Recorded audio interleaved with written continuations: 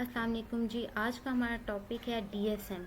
DSM stand for diagnostic and statistical manual of mental disorder.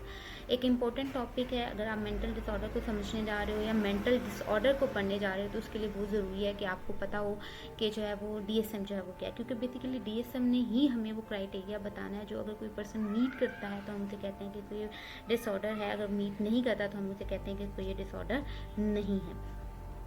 अच्छा जी, हम आम आपने देखा होगा हम अक्सर आम रूटीन में एक दूसरे को कह रहे थे इसको ये डिप्रेशन है, इसको ये एंजाइटी डिसऑर्डर, लेकिन हम मेक श्योर कि हम तब तक उसको ये नहीं कह सकते कि इसको ये डिप्रेशन है या एंजाइटी डिसऑर्डर है जब तक वो डीएसएम ने जो हमें क्राइटेरिया बताया डिप्रेशन एंजाइटी का वो उसको मीट करता है या नहीं। जी, डीएसएम हमने बात की कि stand for diagnostic and statistical manual of mental disorder. ये है क्या, बेसिकली एक टेक्सोनॉमी है, एक क्लासिफिकेशन सिस्टम है जो एपीए ने, अमेरिकन साइकेट्रिक एसोसिएशन ने जो है वो पब्लिश किया था, और एक बेसिकली एक कॉमन लैंग्वेज जो है वो ऑफर करता है, एक स्टैंडर्ड क्राइटेरिया बताता है कि किस तरीके से आपने मेंटल डिसऑर्डर को क्लासीफाई करना है। इंपॉर्टेंट चीज़ें याद रखनी है, एक टेक्सोनॉमी है, एपीआई ने यानी अमेरिकन साइकेट्रिक एसोसिएशन ने दिया, आपको एक लैंग्वेज बताता है कि आप फलां प्रॉब्लम को ये नाम दो, फलां प्रॉब्लम को ये इस डिसऑर्डर को ये नाम दो, ये दो। एक क्राइटेरिया बताता है कि जब कोई इस क्राइटेरिया को मीट करेगा तो आप उसे कह सकते हो कि उसको ये मेंटल डिसऑर्डर है, अगर ये क्राइटेरिया मीट नहीं करता तो आप उसको नहीं कह सकते हो। अब जो लेटेस्ट इस टाइम जो है वो डीएसएम का जो है वो मैनुअल, डीएसएम का जो मैनुअल चल रहा है उसका जो एडिशन है वो 5th एडिशन है, और उसका भी जो है वो रिवीजन, टेक्स्ट रिवीजन जो है इस टाइम जो है वो लेटेस्ट जो है वो आपका जो है ये 2022 में जो है वो मार्च में जो है वो टेक्स्ट रिवीजन आया था, जिस टाइम लेटेस्ट डीएसएम का मैनुअल है जिसको फॉलो किया जा रहा है। ये डीएसएम एक ऐसी चीज़ है, ये मैनुअल एक ऐसी चीज़ है जिस पे हर बंदा जो है वो रिलाई करता है। कौन कौन? Clinician, researcher, psychiatric, drug regulation agency, health insurance companies, pharmaceutical companies, सारे जो है वो इस मैनुअल को फॉलो करते हैं और इसके अकॉर्डिंग पे रिलाई करके जो है वो अगर किसी को कोई प्रॉब्लम है तो उसके अकॉर्डिंग टू जो है वो फिर रिसर्च फिर बाकी सारा कुछ होते हैं। यानी ये सारे जो है वो क्लिनिशियन और ये सारी जो लोग हैं ये इस मैनुअल को जो है वो जो पे रिलाई करते हैं, उसको अपनी रूटीन में जो है वो यूज़ करते हैं। फिर इसके बाद नेक्स्ट आपको जो है वो इसकी हिस्ट्री कुछ जो है वो दिखाई हुई है कि फर्स्ट जो डीएसएम का मॉडल है वो कम मैनुअल जो है वो कब आया था और अभी जो करंटली यूज़ हो रहा है वो कब आया। फर्स्ट जो है वो 1952 में आया था। आप फर्स्ट का याद कर लो, 4th and 5th का याद कर लो, बाकी अगर आपको नहीं भी याद होते तो it's okay. MCQ point of view से जो है वो ये फर्स्ट एंड लास्ट जो है वो ज़्यादा इंपॉर्टेंट है। फर्स्ट 1952 में मैनुअल आया था, देन फिर सेकंड आया 1968 में, फिर थर्ड आया 1980 में, और उसके बाद रिवीजन आया 1987 में। फिर उसके बाद फोर्थ आया 1994 में, और उसका टेक्स्ट रिवीजन आया 2000 में। फिर उसके बाद डीएसएम 5 आया जो उस फोर से तो समहाउ जो है वो डिफरेंट था, जो 2013 में पब्लिश हुआ, और उसके बाद उसका भी टेक्स्ट रिवीजन जो है वो अब नेक्स्ट आ चुका है जो 2022 में जो है वो रिलीज़ हुआ है। फिर इसके 3 इंपॉर्टेंट पेपर देते हैं यूएचएस के जो है वो 5 पेपर के लिए आते हैं। एक इंपॉर्टेंट क्वेश्चन है जो आपको जो है वो पेपर में आ सकता है। सबसे पहले जो है वो डीएसएम आपको एक स्टैंडर्डाइज्ड नोमेनक्लेचर प्रोवाइड करते हैं, यानी एक नाम बताता है, लैंग्वेज बताता है कि आप फलां प्रॉब्लम को क्या नाम दोगे, and language for all the mental health professional के जितने भी मेंटल हेल्थ प्रोफेशनल है उस प्रॉब्लम के लिए क्या लैंग्वेज जो है वो यूज़ कर सकते हैं। सेकेंडली जो है वो इम्पोर्टेंट कैरेक्टरिस्टिक या सिम्टम बताता है जो एक डिसऑर्डर को दूसरे डिसऑर्डर से डिफ्रेंशिएट करते हैं। तो डीएसएम हमें क्या बताता है?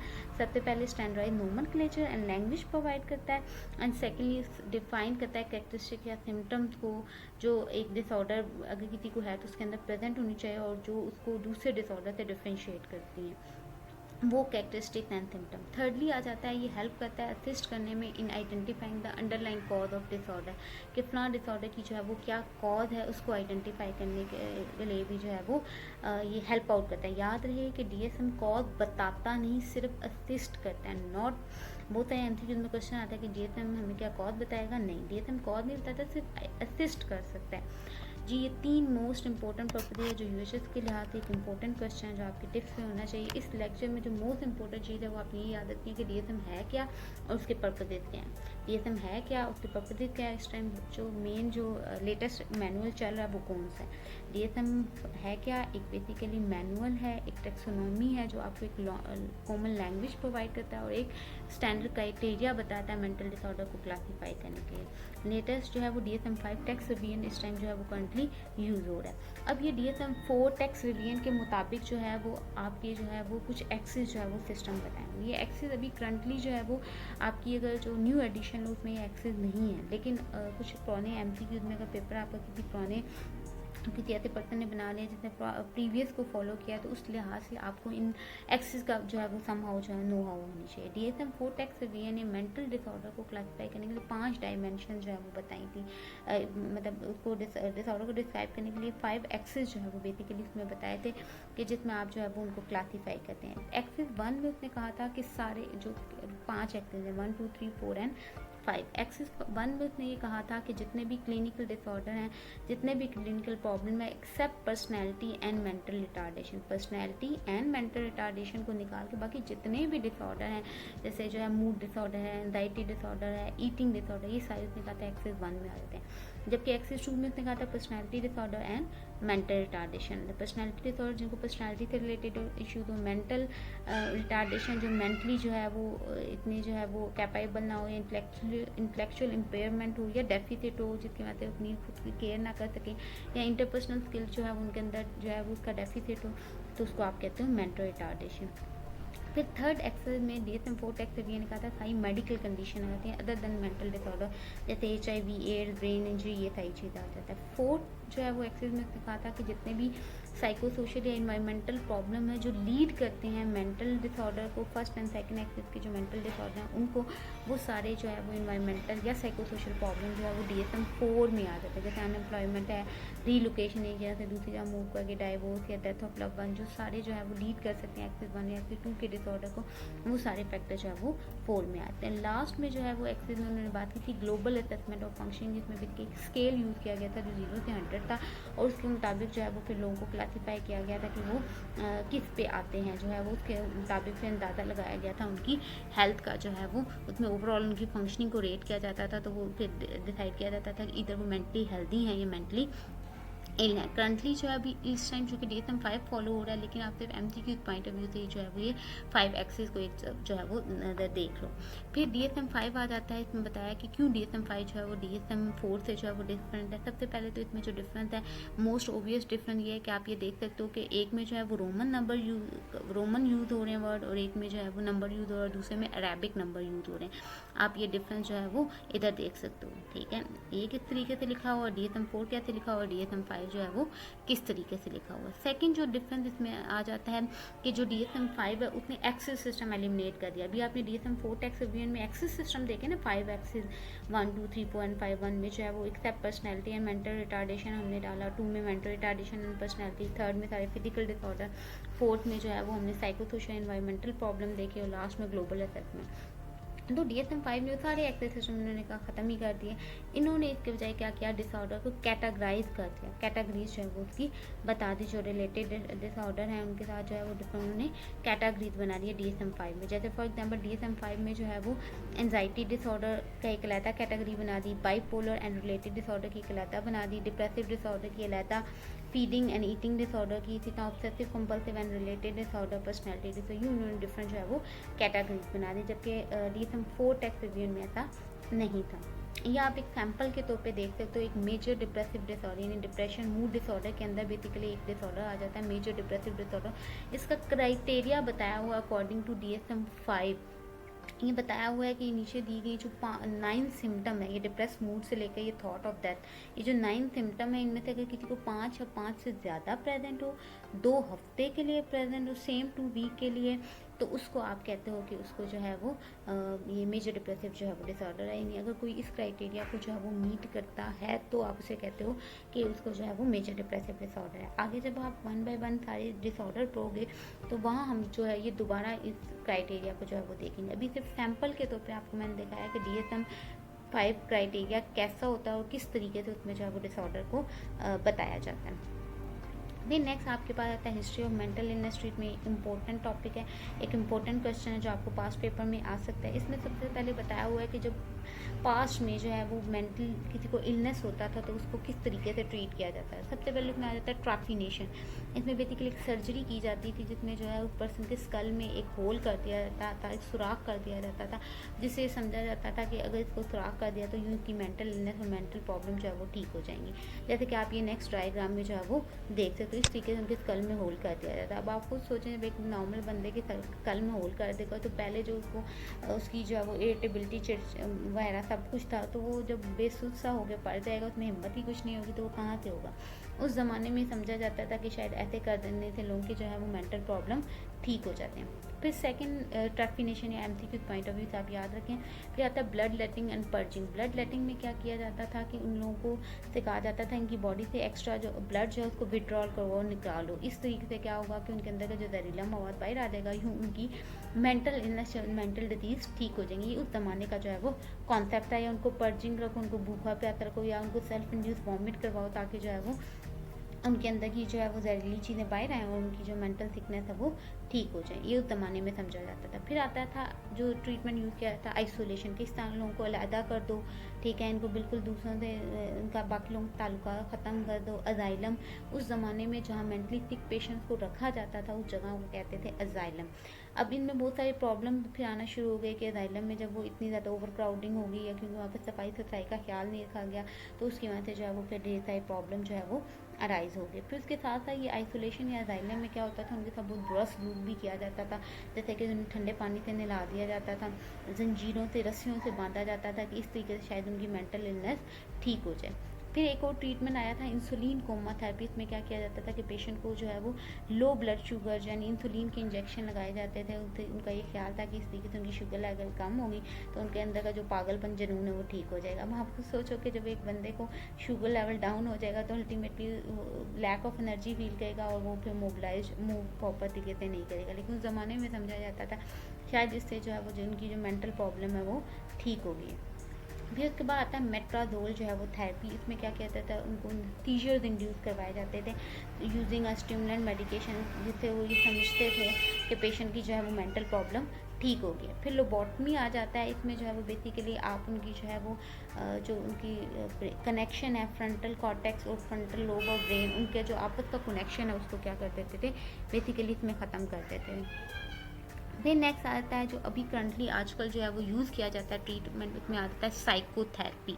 अलॉन्ग विद बायोमेडिकल ट्रीटमेंट जो है वो ये यूज़ किया जाता है, यानी इसमें पेशेंट को थेरेपी भी दी जाती है, वो बिहेवियर और कॉग्निटिव दोनों थेरेपी। बिहेवियर थेरेपी में उसका बिहेवियर चेंज किया जाता है, कॉग्निटिव थेरेपी में उसकी जो माइंड सेटअप यानी उसकी जो थिंकिंग है, अगर उसमें कोई फॉल्टी थिंकिंग है, नेगेटिव थिंकिंग है, उसको चेंज किया जाता है। और साथ साथ जो है वो मेडिकल जो है वो मेडिसिन के थ्रू जो है वो ट्रीट किया जाता है। ये आप देख सकते हो डायग्राम में ऊपर वाले में ट्रैफिनेशन दिखाई है, नीचे ब्लड लेटिंग जो है वो दिखाई हुई है। फिर नेक्स्ट आपके पास ये कुछ हिस्टोरिकल पर्सपेक्टिव बताएं। अब ये जो नेक्स्ट हम पढ़े सिर्फ आपने एमसीक्यूज़ के लिहाज से चीज़ें जो है वो देखनी है। जैसे कि एंशियस टाइम में जो है वो अब ज़्यादातर ये समझा जाता था कि किसी को सिकनेस है, कोई मेंटल डिसऑर्डर है, तो वो अल्लाह पाक से नाराज़गी यानी डिस्प्लेयर ऑफ गॉड की वजह से है, या उसने कोई गुनाह किया है तो उसकी सज़ा के तौर पर उसको ये मेंटल प्रॉब्लम हुई है। उस ज़माने में समझा जाता था जो लोग डिवाइन यानी इंडिविजुअल जिनको वो डिवाइन समझते थे कि बड़े नेक हैं, परहेजगार हैं, बड़े अच्छे हैं, उनको जो है वो उनकी वर्शिप किया जाता था, उनको खुश किया जाता था। जबकि वो लोग जिनको समझा जाता था ये डेमोनिक हैं, ये जो है वो बदरूए हैं, उनको पनिश किया जाता था, ऑस्ट्रासाइज का बाइकआउट कर दिया जाता था। और समटाइम उनको कोयलों पे जलाया भी जो है वो जाया जाता था। फिर उसके बाद एक जो है वो आया थे पर्सन अरिस्टोटल, उसने कहा था कि आपकी बॉडी के अंदर 4 ह्यूमर्स होते हैं, blood, phlegm, yellow bile and black bile. जब इसका इम्बैलेंस होता है तो उसकी वजह से जो है वो मेंटल इलनेस होता है। ये एमसीक्यू पॉइंट ऑफ व्यू से आपने चीज़ें सिर्फ याद रखनी है। फिर उसके बाद जो है वो रेनेसेंस टाइम आया था, उसमें उसने क्या कहा था, फर्स्ट टाइम पीपल जिनको मेंटल इलनेस है उनको डिस्टिंग्विश किया गया फ्रॉम क्रिमिनल्स के। जो मेंटल इलनेस के साथ लोग होते हैं वो कोई क्रिमिनल नहीं है, उन्होंने कोई गुनाह नहीं किया। क्रिमिनल एक अलग चीज़ है और मेंटल इलनेस जो है वो एक अलग चीज़ है, और ये बाकायदा एक इलनेस है जो एक पर्सन जो है जिससे सफ़र कर सकते हैं। फिर उसके बाद ये आगे एक हॉस्पिटल का बताया, एसटी मैरी ऑफ बैथलम। ये फर्स्ट जो है वो ऑफिशियली डिक्लेयर हुआ था हॉस्पिटल फॉर इनसेन, वो लोग जो मेंटली इल हैं उनके लिए जो है ये फर्स्ट हॉस्पिटल जो है जो डिक्लेयर हुआ था। फिर नेक्स्ट आ जाए तो ये आपके पास जो है वो डोरोथिया डेक्स का बताया, एक अमेरिकन नर्स थी, इसने बेसिकली फर्स्ट टाइम मुहिम स्टार्ट की थी, क्रूसेड स्टार्ट की थी कि जो मेंटली इल लोग हैं उनको प्रॉपर तरीके से तवज्जो दी जाए। सोसाइटी की रिस्पॉन्सिबिलिटी है कि वो इस तरह के लोगों को प्रॉपर तरीके से उनके साथ अच्छा सलूक करें, उन्हें शेल्टर प्रोवाइड करें, उन्हें प्रॉपर तरीके से न्यूट्रिशियस फूड दें, उन्हें वार्म क्लॉथिंग जो है वो दें। फिर उसके बाद आगे बताया हुआ सिगमंड फ्रॉइड जो पीरियड है साइंटिफिक स्टडी का या ट्रीटमेंट ऑफ मेंटल डिसऑर्डर का, वो पीरियड स्टार्ट हुआ था जब सिगमंड फ्रॉइड जो है वो तशरीफ़ लाए थे। एक जो है ऑस्ट्रेलियन न्यूरोलॉजिस्ट था, जब इसने आगे वर्क करना शुरू किया तब से, या जो एम एल क्रैपलिन जो है वो ये भी एक स्विस साइकेट्रिस्ट था। जब ये आया था तो उसके बाद से जो है वो साइंटिफिक स्टडी का पीरियड स्टार्ट हुआ। फिर उसके बाद आगे जो है वो ये एक डी इंस्टीट्यूशनलाइजेशन का कॉन्सेप्ट बताया कि इसमें था कि इसमें जो है वो लोग जो मेंटली इल लोग हैं उनको कम कहा गया था कि इनको कम से कम जो है वो लेस रिस्ट्रिक्टिव इन्वायरमेंट में रखा जाए, उनको लेस रिस्ट्रिक्टिव इन्वायरमेंट में ट्रीट किया जाए।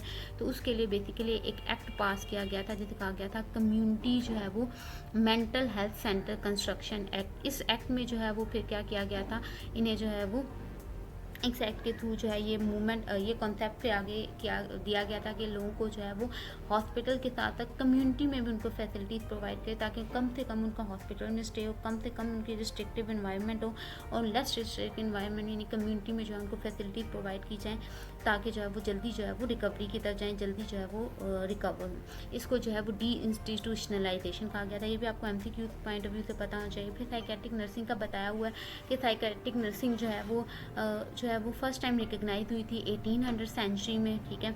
और उसके बाद जो है वो बताया तब तक जो है वो मतलब ये नर्सिंग एजुकेशन प्रोग्राम में जो है वो तब तक it was not required in nursing education program. उसके बाद जो है वो जाके जो है वो इसको एक समझा गया कि इसको नर्सिंग का एक नर्सिंग में जो है उसका एक सब्जेक्ट होना चाहिए साइकेट्रिक नर्सिंग का।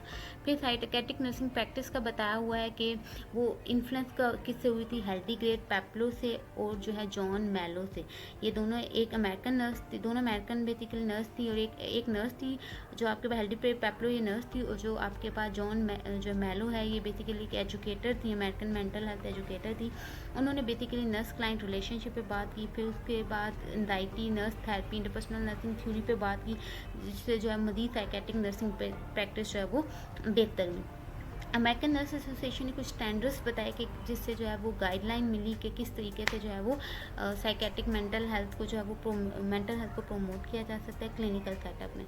फिर उसके बाद ये MCQ पॉइंट ऑफ व्यू से आपको पता होना चाहिए सेल्फ अवेयरनेस। इसकी डेफिनेशन बताई हुई है कि awareness of one's feeling belief attitude value या थॉट। उसकी जब आपको अवेयरनेस हो तो उसे आप कहते हैं सेल्फ अवेयरनेस। और ये एक एसेंशियल है, ये ज़रूरी है कि आपको अपना पता हो, अपनी अवेयरनेस हो ताकि आप जो है वो एफिशिएंटली जो है वो साइकेट्रिक पेशेंट्स के साथ जो है वो डील कर सको। फिर ये कुछ स्टैंडर्ड ऑफ प्रैक्टिस बताए हैं। सबसे पहले आ जाता है आपके पास स्टैंडर्ड में असेसमेंट, सेकंड डायग्नोसिस, थर्ड आ जाता है आउटकम आइडेंटिफिकेशन, फिर प्लानिंग आ जाता है और फिफ्थ में आ जाता है आपके पास इम्प्लीमेंटेशन के किस तरीके से आप उस केयर को इम्प्लीमेंट करते हो। कोऑर्डिनेशन ऑफ केयर होनी चाहिए, यानी हर सारी केयर्स को कोऑर्डिनेट करके आप पेशेंट को दो। हेल्थ टीचिंग पे बात को, कहाँ टीचिंग की ज़रूरत है, कहाँ प्रमोशन की ज़रूरत है। मीलियोथेरेपी, इन्वायरमेंट उसकी बेहतर को, इन्वायरमेंट जहाँ पे जो है वो रह रहा है उसको बेहतर को ताकि उसकी मेंटल हेल्थ को प्रमोट किया जा सके। उसके साथ साथ फार्माकोलॉजिकल, बायोलॉजिकल, इंटेग्रेटिव थेरेपी, इन सबको मिला के जो है वो पेशेंट को जो है वो केयर दी जाए। प्रिस्क्रिप्शन अथॉरिटी एंड ट्रीटमेंट जो है वो प्रॉपर तरीके से अगर उसको कोई मेडिसिन प्रिस्क्राइब की गई है तो उसको प्रॉपर होनी चाहिए। ऐसा नहीं कि जो मर्जी उसको जो है वो प्रिस्क्राइब किया गया है। मेडिसिन के साथ साथ उसकी साइकोथेरेपी होनी चाहिए एंड कंसल्टेशन। आप जो है वो दूसरे जो है लोगों से, दूसरे जो है वो एरिया से भी कंसल्टेशन लो ताकि जो है वो पेशेंट को एक ओवरऑल जो है वो एक अच्छी केयर दी जा सके। और लास्ट में स्टैंडर्ड ऑफ केयर प्रैक्टिस आ जाता है एवेल्युएशन, कि आप उसको एवेल्युएट करते हो।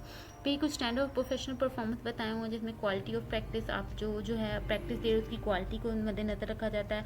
प्रोफेशनल परफॉर्मेंस को एवेल्युएट करने के लिए एजुकेशन प्रॉपर तरीके से होनी चाहिए। प्रोफेशनल प्रैक्टिस एवेल्युएशन होनी चाहिए कि जो पेशेंट को केयर दी जा रही है, प्रैक्टिस की जा रही है, उसको एवेल्युएट किया जाए। कोलीजियलिटी यानी सारे मिल के जो है वो डिफरेंट कोलीग मिल के जो है वो पेशेंट के लिए काम करें और जो है वो ओवरऑल ताकि परफॉर्मेंस बेहतर हो। कोलैबोरेशन मिल के, एथिक्स का, बेसिक एथिक्स का ख्याल रखा जाए कि क्या क्या पेशेंट के राइट्स हैं, क्या क्या एथिक्स हैं, उनको फॉलो किया जाए। रिसर्च किया जाए ताकि पेशेंट को जो है वो पेशेंट की जो है वो बेहतर से बेहतर केयर आप दे सको। उनको रिसोर्सेज जितने हैं उनको यूज़ करके मैक्सिमम कितना पेशेंट के बेनिफिट के लिए काम किया जा सकता है। लास्ट में लीडरशिप, एक लीडर के तौर पे एक लीड करके जो है वो आप पेशेंट को उसकी प्रॉब्लम से बाहर किस तरीके से लाते हैं। ये सारे स्टैंडर्ड्स हैं प्रोफेशनल परफॉर्मेंस के जो एक बीइंग अ नर्स जो है वो इन स्टैंडर्ड्स का जो है वो ख्याल रखा जाता है। फिर नेक्स्ट ये MCQ पॉइंट ऑफ व्यू से कुछ चीज़ें आता है कि जो फिलिप स्पाइनल थे या विलियम टुके थे इंग्लैंड में, इन्होंने फर्स्ट टाइम कॉन्सेप्ट दिया था राइलम का। फिर सेकंड आया था कि जो ग्रेट लीप कब आया था मेंटल इलनेस के ट्रीटमेंट में, वो 1950 में से हुआ था जब फर्स्ट टाइम जो है वो साइकोट्रोपिक ड्रग को जो है वो डेवलप किया गया था जिसको यूज़ किया जाता है मेंटल इलनेस को ट्रीट करने में। इसमें जो है वो आपके पास क्लोरप्रामाजीन और लिथियम, ये दो ऐसी ड्रग हैं, फर्स्ट 2 ड्रग हैं जो डेवलप की गई थी जिसको मेंटल इलनेस के पेशेंट को ट्रीट करने के लिए यूज़ किया जाता था। आपके पास जो क्लोरप्रामाजीन है एक एंटी साइकोटिक ड्रग है, जबकि लिथियम एक एंटी मैनिक डिसऑर्डर यानी मूड डिसऑर्डर को ठीक करने के लिए दी जाती है। एंटी साइकोटिक डिसऑर्डर ड्रग जो है वो साइकोसिस को ट्रीट करने के लिए दी जाती है। फिर उसके बाद ट्रैपलिन आता है, इसने फर्स्ट टाइम मेंटल डिसऑर्डर को क्लासीफाई किया अकॉर्डिंग टू सिम्टम। फिर एक और पर्सन आ जाता है जो है आपके ब्यूलर, इसने जो है फर्स्ट टाइम टर्म स्कीजोफ्रेनिया एक मेंटल डिसऑर्डर है उसकी टर्म जो है वो कॉइन की थी। ये होता क्या है ये हम नेक्स्ट जो है वो देखेंगे। फिर रिचर्ड आता है, फर्स्ट आपका जो है वो अमेरिकन साइकेट्रिक नर्स है जो है जिसने ये कहा था कि मेंटली जो सिक है उनको जो है वो ऐसी ही केयर मिलनी चाहिए जैसे फिजिकली सिक लोगों को जो है वो मिलती है। फर्स्ट ट्रेनिंग ऑफ नर्सेज जो है वो कि आप किस तरीके से जो मेंटली इल लोग हैं उनके साथ किस तरीके से काम करना है, वो फर्स्ट ट्रेनिंग दी गई थी 1882 में मैकलीन हॉस्पिटल में इन जो है वो बेलमोंट में। फिर उसके बाद जो first psychiatric nursing text book है वो nursing mental disease by Harriet Bailey, ये फर्स्ट पब्लिश की गई थी 1920 में। फर्स्ट स्कूल ऑफ जो नर्सिंग है उसमें जो है वो आपका जॉन हॉपकिन, ये फर्स्ट स्कूल था नर्सिंग का जिसमें जो है जिसके सिलेबस में जिसके कोर्स में जो है वो साइकेट्रिक नर्सिंग का सब्जेक्ट जो है वो ऐड किया गया।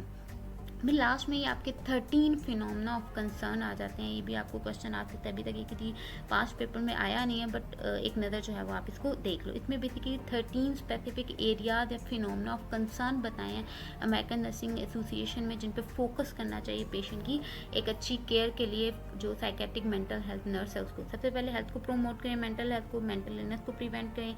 सेकेंड, उनकी जो पेशेंट की एबिलिटी है अब नॉर्मल फंक्शन परफॉर्म करने की जो इम्पेयर्ड हुई है आपने उस पे फोकस करना है, उसकी वो एबिलिटी को जो है वो बेहतर करना है। अगर थॉट्स में कोई ऑल्ट्रेशन है उसको जो है वो ठीक करें। प्रिवेंशन एंड कम्युनिकेशन जो है वो किस तरीके से कम्युनिकेट करना है, अगर कोई नेगेटिव थॉट्स है उसको किस तरीके से प्रिवेंट करना है वो चीज़ें।